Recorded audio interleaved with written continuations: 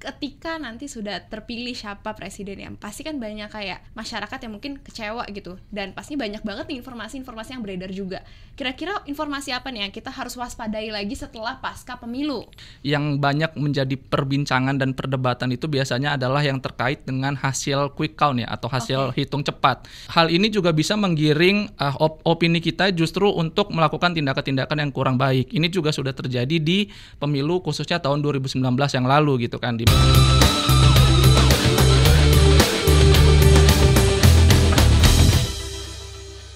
Halo Sobat Generaksi, kembali lagi di program Generaksi bersama saya Rachel. Dan hari ini tentunya saya tidak sendirian karena saya selalu ditemani oleh narasumber saya. Dan narasumber saya tentunya luar biasa sekali karena saya kedatangan dosen muda dari PJJ Ilmu Komunikasi. Halo Pak. Halo Rachel. Apa kabarnya nih Pak? Sehat dong. Gimana Rachel kabarnya? Baik. Nah Bapak kan saya belum sebutin namanya nih. Mungkin boleh perkenalkan diri dulu di depan teman-teman semua, di depan Sobat Generasi gitu Pak. Namanya siapa, terus ngajar apa aja sih di Ilmu Komunikasi UPH?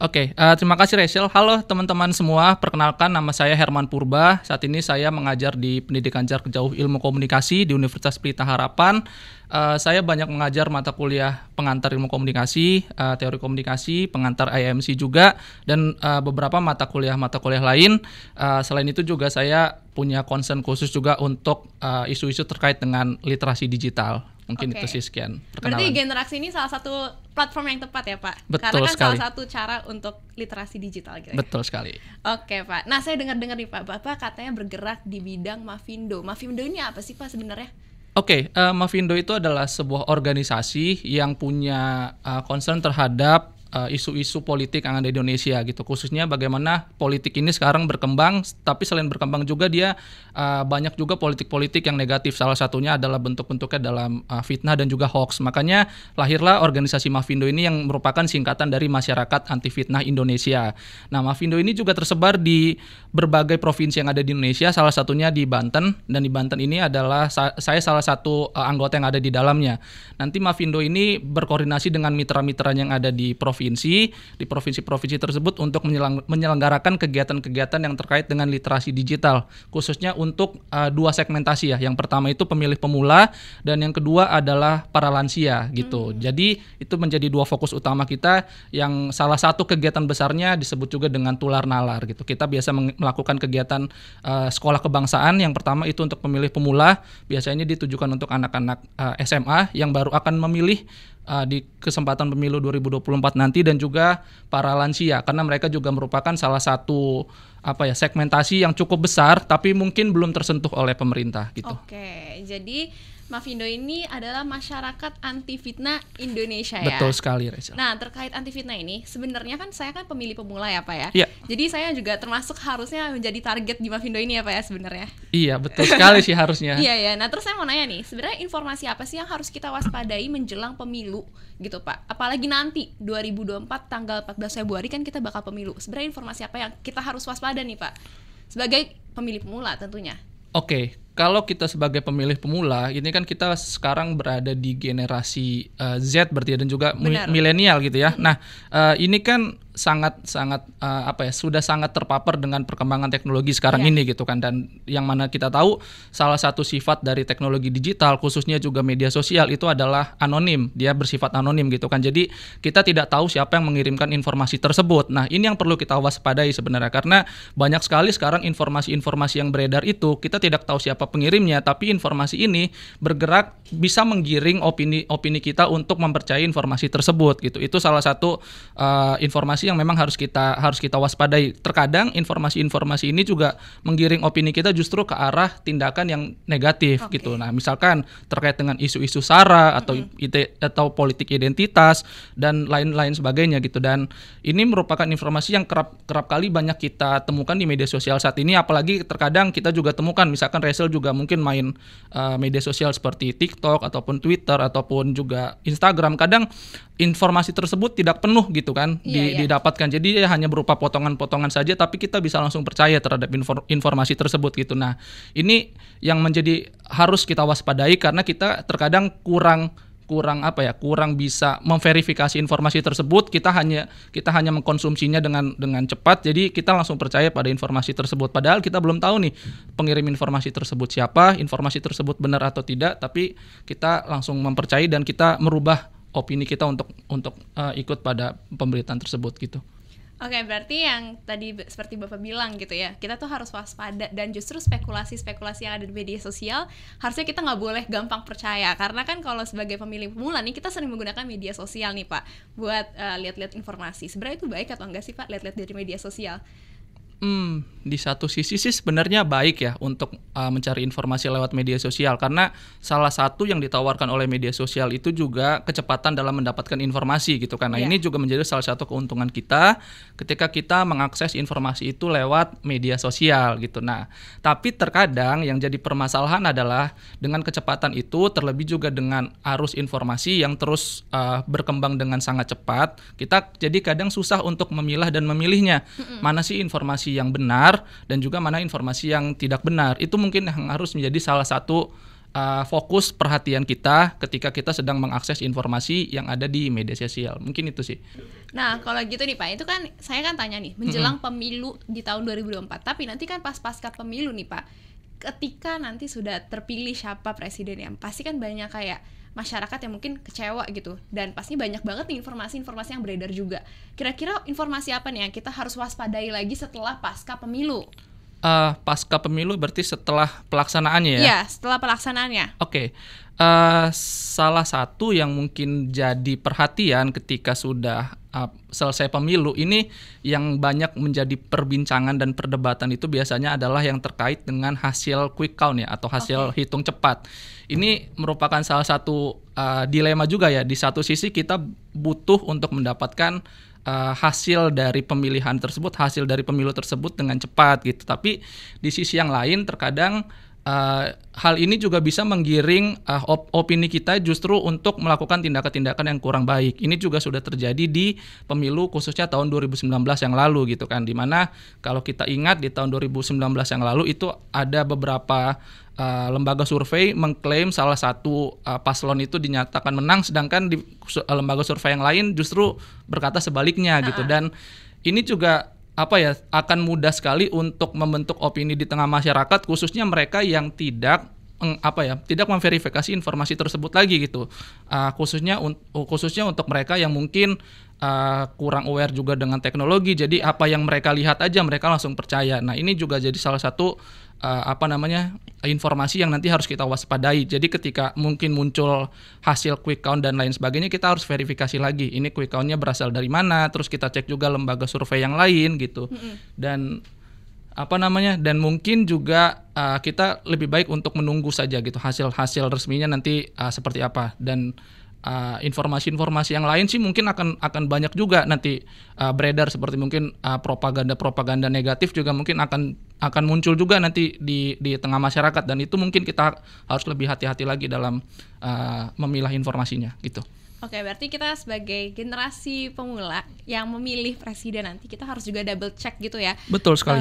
Lembaga-lembaga apa aja yang terverifikasi, dan juga kita harus lebih waspada lagi mengenai informasi-informasi yang beredar. Nah, tadi kan Pak Herman membahas tentang quick count gitu ya. Di mana di tahun 2014 dan 2019 ada lembaga survei yang katanya ada perbedaan nih lembaga survei yang satu dengan yang lainnya gitu. Dan ternyata emang ada yang berbeda kan. Kira-kira gejala yang sama itu bakal terjadi nggak sih di tahun 2024 nih Pak? Iya, kalau menurut saya sih mungkin saja hal itu akan terjadi juga. Bahkan sebelum pemilu ini dilaksanakan, sekarang di masa-masa kampanye ini, kalau kita lihat juga banyak sekali kan perbedaan-perbedaan di hasil polling dari lembaga-lembaga survei tersebut gitu. Nah, mungkin yang perlu jadi perhatian kita, ya kita harus coba dulu melihat kredibilitas dari lembaga survei tersebut gitu. Dia latar belakangnya seperti apa lembaga survei ini. Terus mungkin juga kalau sudah lebih lanjut kita bisa lihat lagi gitu kualitas dari hasil surveinya seperti apa. Terus juga mungkin kita bisa melihat juga gitu mungkin terkait dengan metodologi yang digunakan seperti apa. Nah, itu hal-hal yang seperti itu mungkin perlu untuk menjadi perhatian gitu. Tapi kalau menurut saya sendiri alangkah lebih baiknya kalau kita mungkin bisa membandingkan saja gitu dengan beberapa lembaga-lembaga survei yang lain, tapi jangan langsung mudah juga untuk terpercaya dengan jangan mudah juga untuk langsung percaya dengan salah satu lembaga survei yang mungkin nanti muncul di baik itu di media sosial ataupun di media massa yang lain gitu. Oke, berarti harus tetap melihat semua lembaga-lembaga survei yang ada mengenai hasil quick count nanti gitu ya, Pak? Iya, betul sekali. Kalau menurut saya seperti itu. Oke, kan sekarang kan berita hoax dan juga berita fitnah itu beredar banget di kalangan masyarakat gitu ya. Apalagi informasi itu cepet banget sebarnya gitu. Terus apa pandangan Pak Herman nih tentang fitnah dan berita hoax pada Pilpres 2014 dan 2019 itu dibandingkan dengan Pilpres 2024 gitu? Oke, kalau kita bicara di Pilpres 2014 dan Pilpres 2019 itu tingkat penyebaran informasi hoax ataupun juga fitnah dan lain sebagainya, black campaign dan lain sebagainya itu terlihat sangat deras ya arusnya, dan itu juga digunakan sebagai salah satu tanda kutip mungkin ya senjata dari pasangan calon untuk menjatuhkan pasangan calon yang lainnya gitu. Nah, di tahun 2024 ini saya juga melihat ada kecenderungan ke sana. Kita juga udah melihat ya beberapa contoh kasusnya, seperti misalkan terkait juga kemarin dengan ijazah palsu. Itu juga sudah mulai ada bertebaran ya, dan juga tidak dilepaskan juga dengan adanya isu-isu terkait dengan politik identitas yang kembali masuk lagi di pemilu tahun 2024 kali ini gitu. Dan sebentar Pak, sebelum itu sebenarnya sah nggak sih negatif campaign seperti itu? Gak apa-apa dilakukan nggak sih Pak? Oke. Kita harus lihat dulu ya, kalau misalkan dia memang negatif campaign itu kan ada beberapa jenis ya. Jadi kita lihat dulu ini adalah negatif campaign atau bentuknya fitnah atau hoax gitu kan. Nah, kalau dia negatif campaign itu menurut saya itu sah-sah saja untuk digunakan sebagai salah satu strategi selama memang informasi yang coba disampaikan oleh pasangan calon tersebut bisa dipastikan kebenarannya atau mereka punya bukti yang kuat. Yang penting bukan fitnah ya Pak? Betul, tapi yang sekarang jadi permasalahan adalah terkadang yang digunakan itu bentuknya adalah hoax ataupun fitnah gitu. Jadi dia menjatuhkan lawan politiknya atau pasangan calon yang lain itu dengan cara-cara yang sangat-sangat negatif gitu. Jadi dia melemparkan informasi, mereka menyebarkan hal-hal yang coba untuk ditawarkan kepada publik, tapi mereka sendiri pun tidak bisa memastikan kebenaran dari informasi tersebut gitu. Nah, itu yang jadi salah satu problem sih saat ini. Jadi ada sedikit perbedaan ya di antara negatif campaign dan juga fitnah ataupun hoax gitu. Nah, berarti perbedaannya di Pilpres 2014 dan 2019 sama Pilpres sekarang itu berbeda dong Pak, berita hoax dan fitnahnya? Berbeda sih menurut saya. Berbeda banget. Kalau dibilang banget sih nggak banget juga ya, nggak banget juga, tapi ada sedikit berbeda. Dan yang menarik itu karena kalau ini mungkin dari perspektif saya sendiri kali ya, kalau di 2014 dan 2019 itu kan kita hanya punya 2 pasangan calon ya, jadi ibaratnya mereka langsung head to head gitu. Tapi kalau di tahun 2024 ini kan kita punya tiga pasangan calon, jadi mungkin arus informasi yang beredar pun tidak terlalu semasif di tahun 2014 ataupun 2019, karena kalau di tahun 2014 dan 2019 itu kesannya langsung menjatuhkan satu dengan yang lain gitu. Tapi kalau di ini kan di tahun 2024 ini mereka mungkin arahnya tidak langsung ke sana, tapi memang ada juga beberapa informasi yang memang bentuknya untuk menjatuhkan lawan, tapi mungkin tidak sederas di tahun 2014 dan 2019. Berarti lebih parah 2014 dan 2019 dong dibanding sekarang? Iya, kalau menurut saya sih iya ya. Di tahun 2014 dan di tahun 2019 menurut saya sedikit lebih parah sih, atau apa ya, lebih tanda kutip mungkin lebih menyeramkan ya dibanding 2024. Fitnahnya ya. Iya. Karena terjadi polarisasi gitu kan ya Pak? Betul sekali, dan itu juga langsung memecah belah publik ya. Karena yang tadi saya bilang dua pasangan calon kan di tahun 2014 dan 2019. Jadi ketika dia tidak memilih si A, berarti dia memilih si B, dan begitu juga sebaliknya gitu. Jadi mereka akan saling coba menjatuhkan satu dengan yang lain bagaimanapun caranya gitu. Salah satunya juga ya lewat yang terburuk ya mungkin menurut saya lewat hoax dan juga fitnah yang coba ditebarkan kepada masyarakat gitu. Oke. Karena saya pemilih pemula dan juga kan saya baru mengikuti. Sebenarnya tahun 2019 kan saya juga mengikuti, tapi kan saya belum milih nih Pak. Tapi di tahun 2024 ini karena saya milih, jadi saya juga mengikuti tren-tren yang ada melalui media sosial, dan menurut saya itu juga informasinya juga cukup parah sih Pak, yang disebarkan melalui media sosial, apalagi lewat TikTok sih Pak. Oke, saya nggak mau bicara ya soal TikTok. Kenapa tuh Pak kalau TikTok? Enggak, soalnya kalau TikTok itu menurut saya agak tingkat kepercayaannya mungkin paling rendah ya dibandingkan dengan informasi-informasi yang lain. Itu menurut saya ya, tapi mungkin teman-teman yang lain yang menyaksikan ini ataupun saya hanya menggunakan TikTok itu sebagai media untuk mencari hiburan aja gitu, tapi bukan sebagai media yang saya gunakan sebagai sumber informasi. Karena pertama bentuknya kadang di TikTok itu hanya berupa potongan-potongan video saja, tapi nanti dibuat narasi-narasi di caption videonya tersebut yang justru kadang itu akan mencoba mengarahkan opini-opini kita gitu, padahal ternyata informasi yang disampaikan justru sebaliknya gitu. Kalau menurut saya TikTok memang rada sedikit berbahaya ya kalau untuk dijadikan untuk sumber informasi, mungkin bisa gunakan media sosial yang lain. Disclaimer, saya sebenarnya nggak menggunakan TikTok sebagai sumber informasi, tapi untuk kayak melihat berita apa aja sih yang ada di TikTok gitu kan. Nah terus kalau menurut saya sih Pak, kan banyak banget nih kayak influencer dari TikTok itu menyuarakan opininya, tapi menurut saya itu nggak salah karena dia kan menyuarakan apa yang menurut dia benar gitu kan.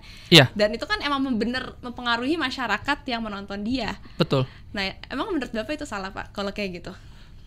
Menurut saya sih nggak salah ya, karena semua orang itu punya hak untuk menyuarakan apa yang mau dia sampaikan gitu kan. Dan kita juga sekarang sudah difasilitasi dengan keberadaan media-media sosial yang semakin berkembang saat ini juga gitu. Tapi yang menjadi permasalahan adalah kalau tadi Rachel bilang dia adalah seorang influencer gitu. Nah, berarti dia bisa diketahui lah kredibilitasnya dia gitu kan, karena dia merupakan seorang influencer, dia punya followers yang banyak gitu, jadi dia mungkin tidak akan sembarangan gitu dalam memposting segala sesuatu, pasti dipikirkan gitu. Yang jadi masalah adalah terkadang di TikTok ini juga khususnya ya banyak akun-akun itu yang memang dia sifatnya anonim gitu kan. Kita banyak buzzer ya Pak ya? Banyak buzzer, banyak anonim, kita tidak tahu nih siapa yang mengirimkan pesannya, dan itu terkadang dipotong-potong gitu. Cuplikan-cuplikan video saja baru dia coba menggiring opini masyarakat lewat caption-caption yang nanti ditampilkan di videonya gitu. Tapi kalau terkait influencer memang menurut saya tidak ada yang salah sih, mereka mau berpihak kemana gitu selama informasi yang disampaikan itu